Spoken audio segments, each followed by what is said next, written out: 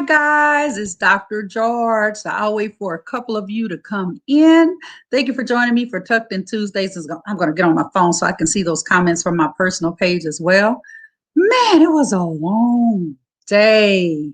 It's a long, long day today. So if you go ahead and put things in the comments, I'll make sure to give you a shout out. If you're on my personal page, it doesn't pop up there, but I will give you shout outs as I see them. So hi, Miss Moody, Miss Broussard. So if you're watching, you can just say a little message and I'll say hello to you. Well, it's good to see you all back. Uh, it's Tuesday. It's a great day. Miss Sheila Allen said, good evening and Happy New Year. Good evening. Hello to you, Virtuous. Good evening, Rochelle. Hello, Mike. Hi, Miss Duke and Mabry. Miss to you too, Mabry. And hello. So I have two books and I had a little bit of change because that's life, you know. So the first book I had that you probably saw about the piano, the author couldn't make it. So we just switched books. So we have two books and we have Birdwatch and Violet and the Woof. And Mike says I'm dressed up like Figment tonight. I guess I am. Mike. So hello guys. So it always warms my heart when I get on and see you guys here. So we'll go ahead and get started. My first book tonight will be Violet and the Woof. Like wolf, wolf. I should say wolf. Okay. So let's get started, guys.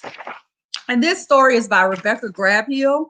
Pictures by Dasha Tolstikova, maybe. I probably chopped that up into a million in pieces, but we're going to keep going. And permission granted by HarperCollins. So here we go, HarperCollins Publishers. Here we go. Once upon a time, Violet said, a brave little girl and her brother set out on a long, long journey. A journey fraught with danger and peril. Oh my goodness, it's escalated so quickly. First page, we're just going to go right on in. The children had never traveled through the woods all alone before. Violet said, but they were not scared until a fierce, ferocious wolf stopped them on the trail. Wolf, said Peter. They didn't really go anywhere. They're in their house, but that's the greatness and the magic of creativity and imagination. Hi, C2 and Autumn. Hello. Hi, Kelsey. Hi, B. Hello. That's just a lady with her puppy, Violet said, not a wolf. We're visiting our neighbor, Papa Jean Louise, who lives beyond the woods, Violet told the lady. He's very sick, so Mama sent us off with soup and cookies to help him feel better. Because cookies are good medicine, that's what Mama says. I need that kind of mama. What sweet children, the lady said. I'll be heading that way myself. So here we go. Lady's headed out, her family, they're all headed out. Everybody's going out. Cookies, now that you all know cookies is a good thing. If you're not feeling well, eat cookies. Thinking there was a shortcut, the children followed the lady and her puppy off the elevator and into the deep, dark woods, because there's always an elevator in the woods. Clouds covered the moon. The little girl and her brother were not in the woods anymore, Violet said. They stepped inside a damp, dingy cave. We're not lost, Peter. I promise. I don't know if I can trust this. I think they're lost. The children plunged through brush and brambles until at last they emerged, right back on the path. See, Peter, I told you we weren't lost. And they're still in the house, but they're imagining they're out in the woods. Owls hooted, coyotes barked, and on a mountain in the distance, a wolf howled, Violet said.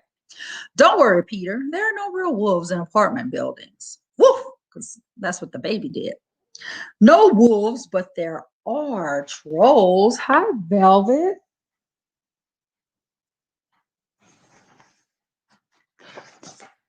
They were nearly at Papa Jean Louise's, and that's the end of the story, Violet said. However, deep in the shadows, a shaggy something breathed. Violet held Peter's tiny hand and walked just a little faster. I promise, Peter, there are no wolves in apartment buildings.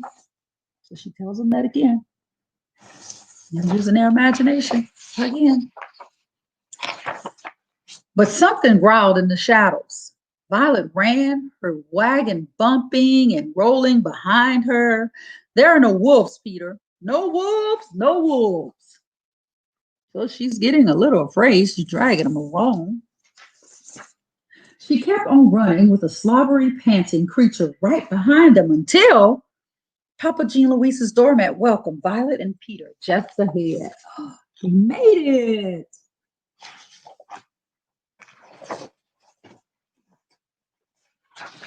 We made it, Violet said. On the couch sat Papa Jean Louise with a fuzzy blanket tucked up under his chin and a fuzzy winter scarf wrapped all around his head. Uh-oh, this story sounds very familiar. Papa Jean Louise, we brought you soup and cookies, Violet said. Papa Jean Louise didn't say a word. Hi, Cheryl. Violet peered at Papa Jean Louise. Why, Papa Jean Louise, your eyes are so big. Oh my goodness. Violet stepped closer. Your ears are so hairy. And your teeth? Violet leaned in. Oh no. Papa Jean Louise leaped forward. His scarf flew from his head. A furry tail whipped out from under the blanket. You're not Papa Jean Louise. You're right. Looks like a puppy to me, but they're running away. Whoa! Violet cried. Whoa! Yelled her little brother. Snap! The wolf gobbled up a cookie in one slobbery bite. Violet grabbed Peter. But where was Papa Jean Louise? Papa Jean Louise, please don't be eaten.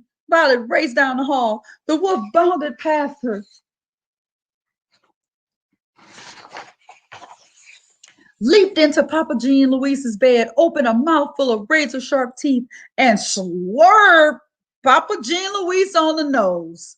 Look, Rosalie, what good children to bring old Papa and Samson supper in bed. Papa Jean Louise smiled. So they were actually the whole time just bringing him dinner. It is a very cute story, Virtuous. Hello, Ava, Ari, and Pop Pop, Mr. Cofield.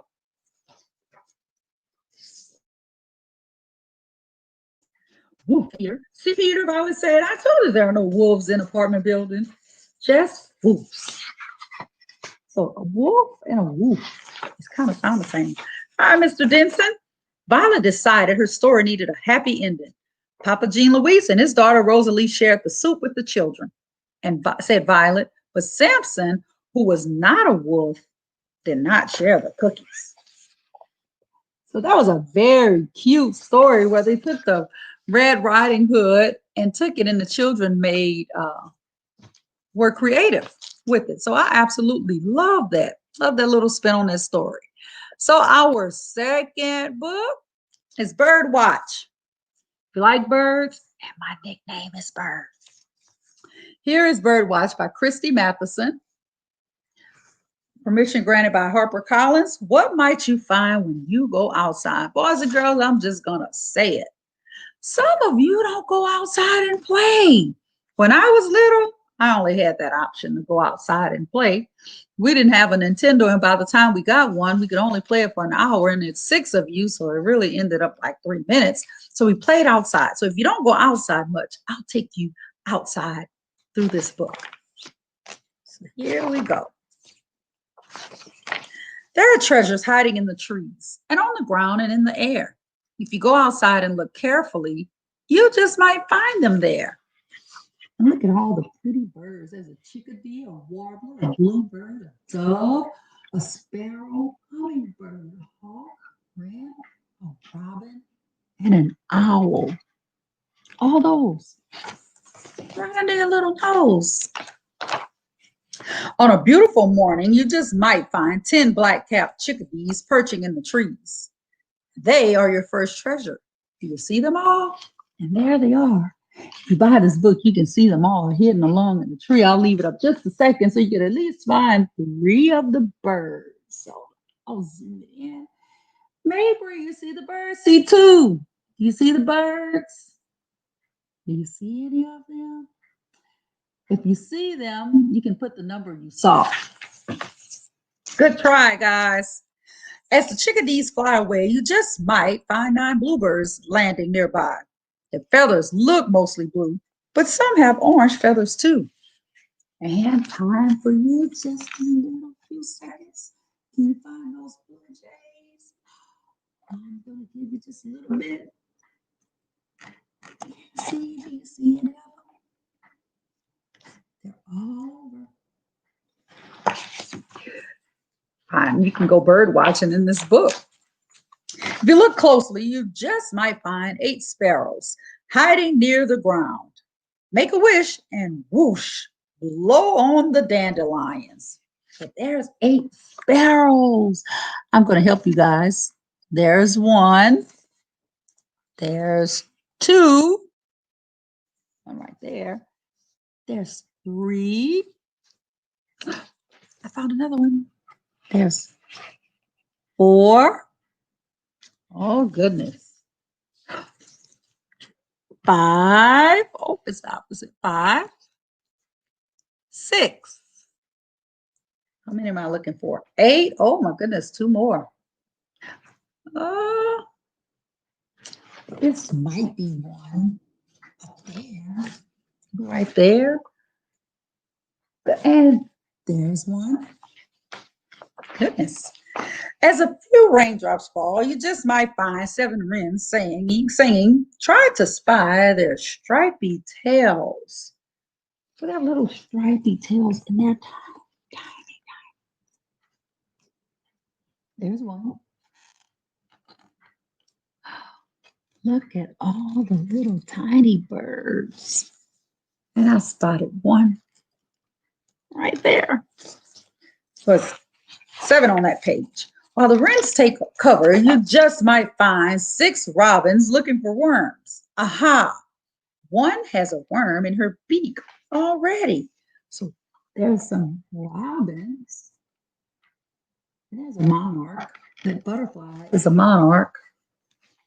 No, is it a, yes, it's a monarch. So let's see if I can find the one with the worm in her beak. There she is, right there. And there's so many more. There's a lot. Hi, Megan.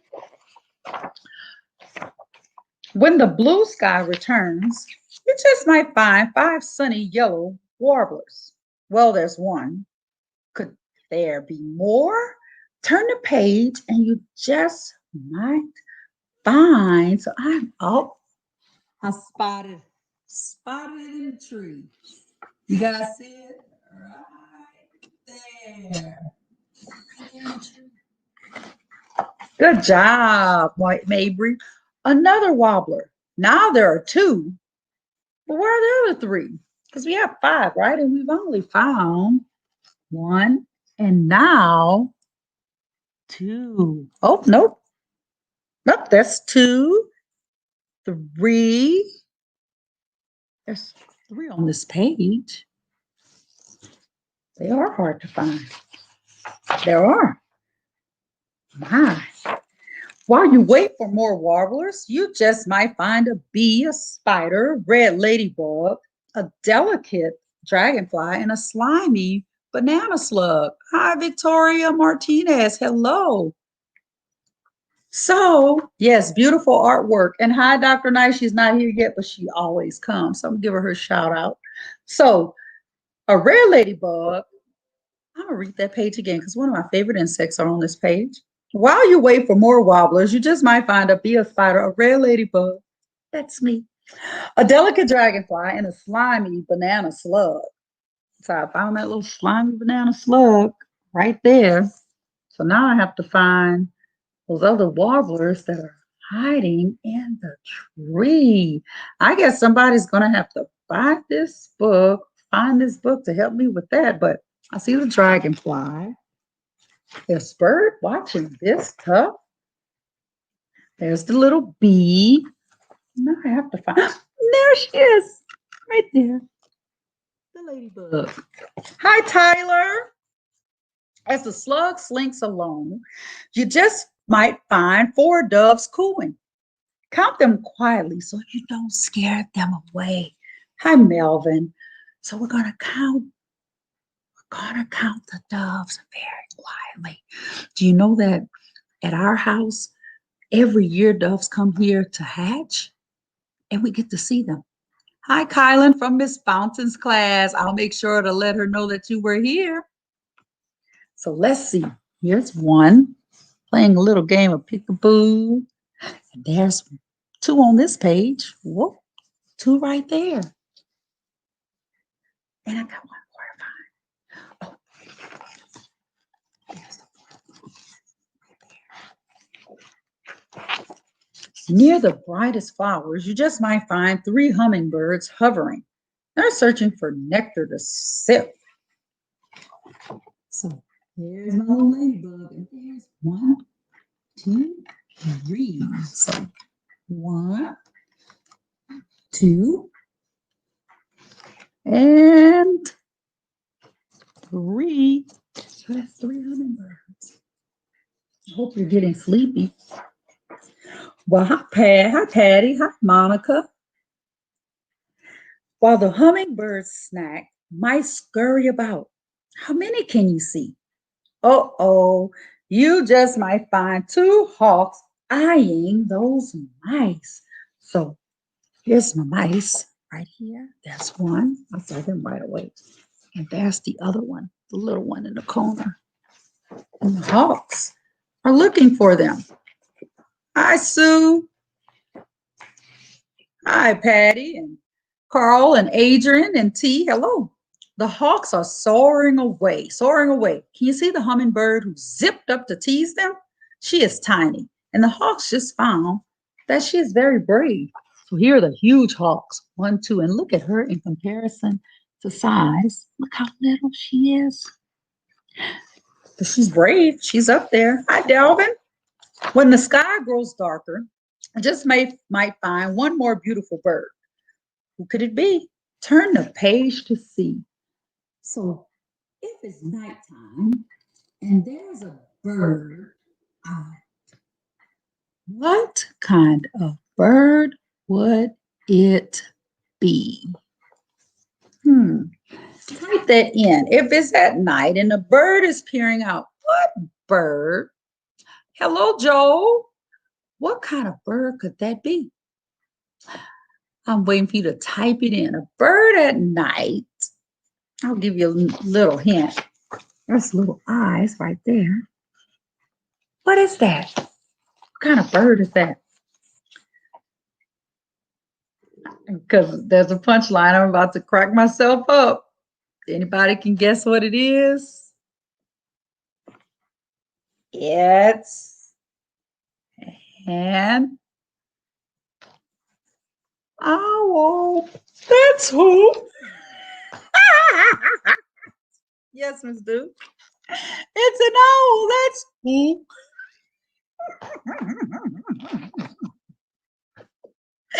Most of the birds are sleeping now, though the owl may be up all night. But if you look again in the morning, you just might find. You're right, Megan. So the owl at night and the birds are sleeping. I will be up all night because it's nocturnal. That's right, Patty. But in the morning, the treasure you've been waiting for. Look how sweet this is. That mama feeding her baby birds. How sweet is that? I help my parents to be a good friend. Good, Victoria. We have to all practice that.